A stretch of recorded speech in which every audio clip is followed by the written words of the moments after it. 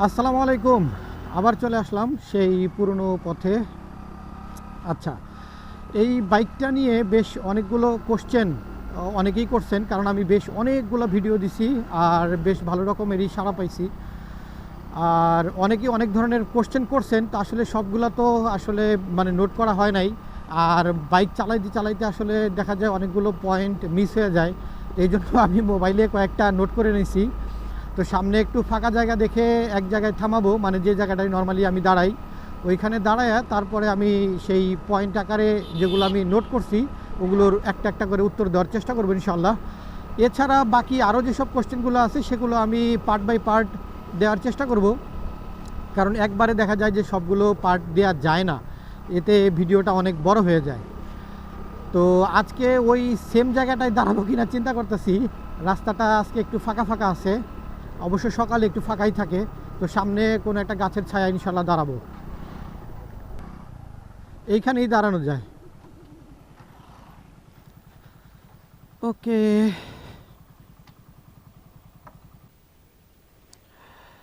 ওকে, কয়েকজনে যে কোশ্চেনগুলো করছেন সেই প্রশ্নগুলো আমি একটু শর্টকাটে আমি উত্তর দেওয়ার চেষ্টা করবো ইনশাল্লাহ। খুব বেশি না, 1 2 3 4 5টা কোশ্চেন। তো 5টা কোশ্চেনের মধ্যে প্রথম যে কোশ্চেনটা ছিল, ভাই এটার মিটারটা ডিজিটাল দিলে ভালো হতো। ভাই অ্যাকচুয়ালি কী হয়েছে যে এইটাতে ডিস্ক ব্রেক দেওয়াতে এমনিতে এইটার কস্ট একটু বেড়ে গেছে, তো এই জন্য এটাতে ডিজিটাল মিটারটা দেয় নাই। তবে এইটার আরেকটা ভেরিয়েন্ট যেটা আছে যেটাতে ডিস্ক ব্রেক নাই, যেটা এক্সটেক, যেটা আপনি ওই ভেরিয়েন্টটা নিতে পারেন। ওই ভেরিয়েন্টে আপনি ইনশাআল্লাহ ডিজিটাল মিটারটা আপনি পাবেন। আর এরপরে হচ্ছে যে হেডলাইট এলইডি দিলে ভালো হতো।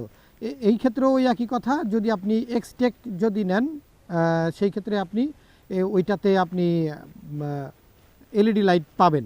তবে ইন্ডিকেটর লাইটটা আগের মতোই আছে, শুধুমাত্র আপনি এলইডি হেডলাইটটা আপনি এলইডি পাবেন। এরপরে কোশ্চেনটা ছিল চাকা মোটা দিলে ভালো হতো। অ্যাকচুয়ালি এই ব্যাপারে আমার একটা মানে কিছু বলার আছে বলতে, যে যদি ধরেন যে কোনো বাইকের যদি চাকা যদি মোটা দেয়, বিশেষ করে এই ছোট বাইকগুলোতে, সেই ক্ষেত্রে হবে কি, এটার মাইলেজটা ড্রপ করবে। কারণ আমরা সবাই জানি যে মোটা চাকা মিন্স এটার ওজন বেশি, আর মোটা চাকা মানে এটা মাটিতে জায়গা বেশি নেবে, এটা মানে রাস্তার সাথে কন্ট্যাক্টটা বেশি হবে। আর ওই ক্ষেত্রে হবে কি, যে আপনি যখন এখন আপনি যে মাইলেজটা পাচ্ছেন, ওই সময় গিয়ে দেখা যাবে যে প্রায় 8-10 কিলোমিটার হয়তো কমে যাবে। কারণ এইটার যে শক্তি, এই শক্তি অনুযায়ী ধরেন এটাতে যদি সাপোজ 120 সেকশনের টায়ার দিল, অথবা ধরেন যে 110 সেকশনের টায়ার দিল, সেই ক্ষেত্রে এখন আপনি যে মাইলেজটা পাচ্ছেন তার থেকে 5 7 8 আপনি মাইলেজ কম পাবেন। সো মাইলেজটা বাড়াইতে গিয়ে এটাতে চাকাটা চিকন দিছে। 2 নাম্বার হচ্ছে যে আসলে 100 সিসি 110 সিসির বাইকে এত মোটা চাকা অন্য কোনো কোম্পানি বা কেউ দেয় না, সবাই চিকন চাকাই দেয়। কারণ 100 সিসি বা এইসব ছোট সিসির যে বাইকগুলো আছে, এগুলোর যে শক্তি থাকে, এই শক্তি অনুযায়ী এই বাইকটাই মানে এই চাকাটাই যথেষ্ট, এর বেশি দেওয়ার দরকার পড়ে না। আচ্ছা, এরপরের আরেকটা কোশ্চেন, সেটা হচ্ছে যে ইএফআই ইঞ্জিন দিলে ভালো হইতো। অ্যাকচুয়ালি কি, যে এইটার ইন্ডিয়ান যে ভেরিয়েন্টটা, মানে ইন্ডিয়াতে যে বাইকগুলো চলে, ইন্ডিয়াতে কিন্তু ইএফআই ছাড়া কোনো বাইক বের করাই নিষেধ। কিন্তু আমাদের দেশের যে এখনও পর্যন্ত সরকারি হয়তো ওরকম কোনো কন্ডিশন আসে নাই, যার জন্য কোম্পানিগুলো চাইলে তারা কার্বোরেটর ইঞ্জিনগুলাই এখনও পর্যন্ত ব্যবহার করে। আমাদের মতো, যেমন আমাদের দেশে, পাকিস্তানে বা অন্যান্য দেশগুলো যেগুলো আছে, ওই সব দেশে কিন্তু, মানে যেসব দেশে তারা এক্সপোর্ট করে এই বাইকগুলা, তারা কিন্তু ওই সব দেশে কার্বোরেটর ইঞ্জিনগুলা দেয়। কিন্তু আমাদের দেশ, কিন্তু ইন্ডিয়াতে কিন্তু আবার কোনো বাইকই, সেটা যে কোম্পানি হোক, হিরো বলে না, যে কোনো কোম্পানি কিন্তু ইএফআই ইঞ্জিন ছাড়া দিতে পারবে না কার্বন ইমিশনের জন্য। তো এখন আমাদের দেশে হয়তো ইনশাল্লাহ সামনে আসবে ইএফআই ইঞ্জিন। এখন অলরেডি কিন্তু অনেক বাইক যেগুলো 125 সিসি, যেমন হোন্ডার একটা আসছে, তারপরে হিরোর আরেকটা যেটা 125 সিসি এক্সট্রিম, ওইটাও কিন্তু ইএফআই ইঞ্জিন। তো এগুলোও হয়তো ইনশাল্লাহ সামনে আস্তে আস্তে যদি চাহিদা বাড়ে, সেই ক্ষেত্রে হয়তো এগুলাতেও ইএফআই ইঞ্জিন আসবে। ইএফআই ইঞ্জিন আসলে মাইলেজটা আরও বাড়বে ইনশাল্লাহ, এবং মানে স্মুথনেস আরও বাড়বে, আমি যেটা মনে করি। আর লাস্ট কোশ্চেন হচ্ছে যে চালাতে কমফোর্ট কেমন। তাহলে চালাতে কমফোর্ট কেমন, এইটা আমি চালাইতে বলি, চালাইতেই বলি। ওকে, i3s ছিল, যার জন্য জাস্ট ক্লাসটা টান দিলাম আর চালু হয়ে গেল। এই একটা মজা।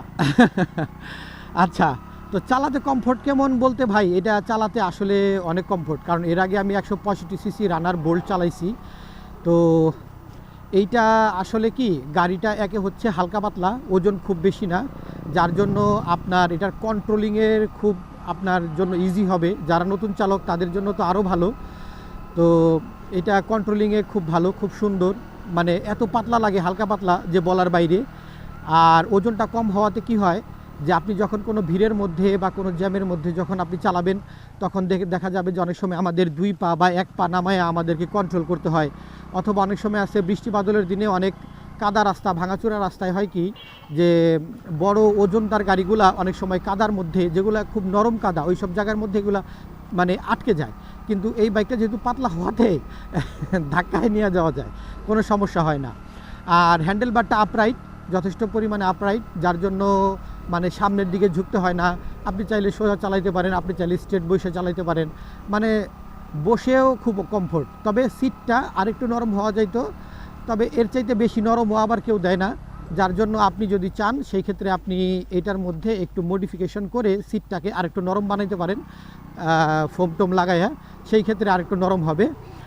আর এমনিতে পা রাখার পজিশনটা একেবারে সোজাসুজি। আপনি স্পোর্টস বাইকগুলোতে যেরকম থাকে যে পেছন দিকে, অথবা ক্রুজার বাইকগুলোতে থাকে এরকম যে সামনের দিকে থাকে, যেমন আমার যেটা আছে অ্যাভেঞ্জার 160, যেটা নিয়ে আমি বরিশাল ট্যুর দিছি, ওইটাতে যেমন সামনে এরকম পা রাখতে হয়।